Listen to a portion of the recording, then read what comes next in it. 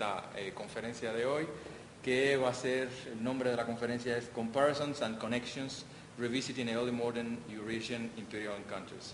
El profesor Bertrand es del Institut d'études politiques de París y muchas gracias por estar aquí. Thank you very much. So, as you see, I cannot make the conference in Spanish, and something for which I apologize.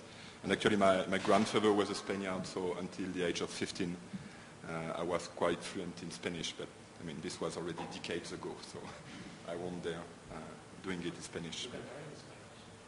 Yes. For the questions, then. You can ask the question in Spanish, and I will try to find a way to answer you in a kind of mixed language.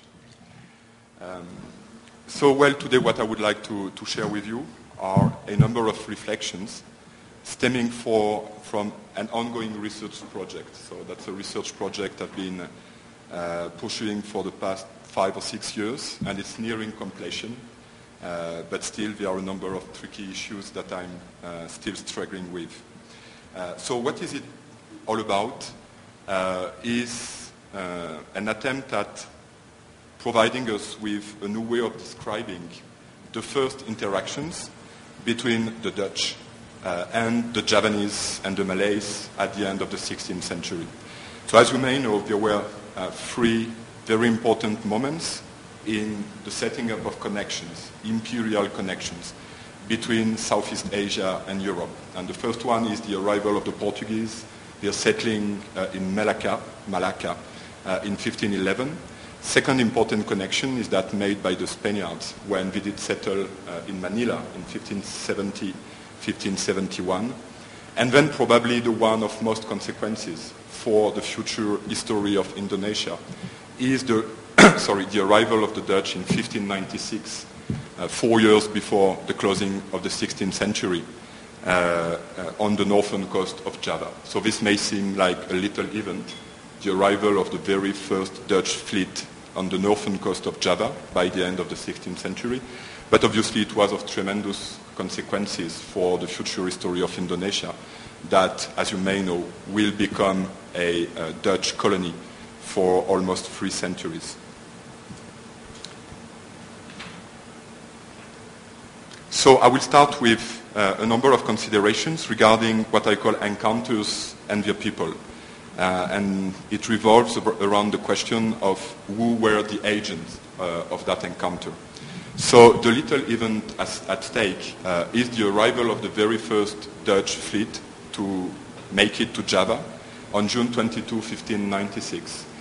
This fleet was made of 4 ships. It was placed under the command of Cornelis de Houtman, and it was financed by a private trading company. And it arrived in a peculiar place on the northern coast of Java, which was the Sultanate of Banten, then in 1596. So my first question is not just who were the Javanese, as if, the foreignness was always on the side of the Asian people, but it's also the question who were those Dutch people that finally made it to Java in 1596.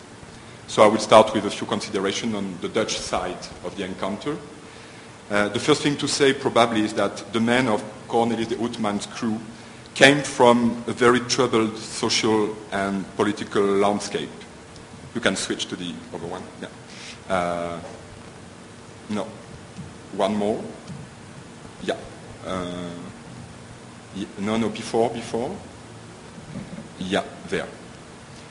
So, as you may know, since 1568, 7 provinces of the Low Countries, and that's to say what would later on become the Netherlands, were rebelling against the authority of the King of Spain, Philip II, who by inheritance was invested with imperial power over Flanders and the Low Countries.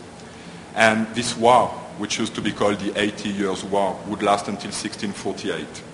Among those rebellious provinces of the Low Countries fighting against the Spanish emperor, Holland and Zeeland were 2 provinces located on the west coast of the Low Countries, were the most powerful. And they both came under the leadership of the House of Orange. William I the Silent was the very first sovereign of the independent Low Countries, was made what was called the Stadtholder of both provinces and led the struggle against the Flanders army, led by the Duke of Alva, and that was sent by Philip II to crush the rebellion in the Low Countries, starting in 1570.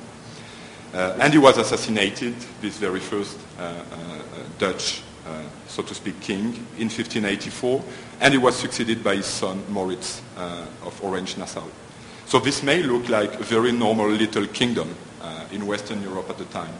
But the fact is that a Stadtouder, so the title that William the Silent and his son would bear, was not exactly a king. Even if he was a prince, the prince of the little city of Orange in the south of France, and that's why he could pretend to be a king, because he was of princely status. The Prince of Orange was actually made the bearer of a province sovereignty. The Stadtouder literally means the one who bears the public authority, the Stadt of one province. So he was made the bearer of a province sovereignty, and always, almost at the same time, his military commander, only under certain conditions and on a temporary basis. And he had to show respect to the city's ancient freedoms, that's to say the corporate privileges of the cities. He had to cooperate with the highest political body of the 7 united provinces, the rebellious provinces of the Low Countries, that were called the States General. So this means that he was not truly a king. He was someone always engaged in relationships of negotiation with corporate bodies. And you have to be remembered to see that at the time, there was not yet even a common language in the Low Countries. The Dutch language would be formalized only in the 1630s, 1650s. But at the time, that was a kind of patchwork of different little linguistic kingdoms. And the Duitstal, which will later become the Dutch language, actually was not even used by the people in universities, who would stick to Latin, and a number of different dialects were spoken in the different parts of the Low Countries. And even the territory of the Low Countries at the time was not yet given its definitive form, because precisely the sheer extent of the Low Countries would depend on the success or the failure of the reconquest campaigns led by the Orangist army against the Spanish army. So this means that at the time there is nothing like a Dutch nation at stake in this history of the encounter with faraway Asia. So this means that Othman, so the captain of these 4 ships that first made it to Java, were not yet Netherlanders, Dutchmen in the contemporary sense of the term. And actually when they would try to designate themselves, they would say that they were from this or that city. They were from Amsterdam, they were from Utrecht, they were from Antwerp. And this means that the city you came from was really defining not only your political but often also your religious identity, for there were mostly Catholic and mostly Protestant cities still at the time in the country.